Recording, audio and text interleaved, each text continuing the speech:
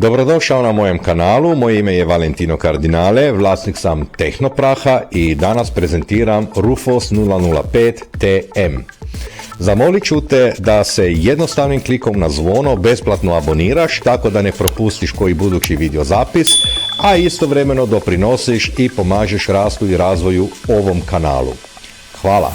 Rufos 005 TM, kao što sam najavio u prethodnom video zapisu od Rufosa 023, jedno je sredstvo s 3 funkcije pogodno za profesionalnu pripremu aluminijskih i pocinčanih površina u jednom potezu.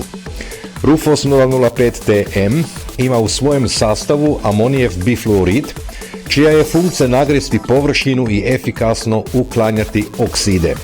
U sastavu prisutni tenzidi aktiviraju se zagrijavanjem za efikasno odmašćivanje površine, dok fosfatne soli u reakciji sa metalnom podlogom stvaraju amorfnu prevlaku, to jest prevlaku fosfatnih kristala.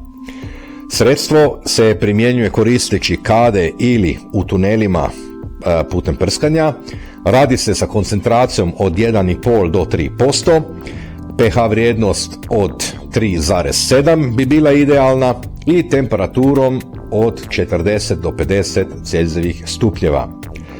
Rufos 005 TM multimetalno je sredstvo i stoga pogodan za subjekte koje obrade sve vrste metala.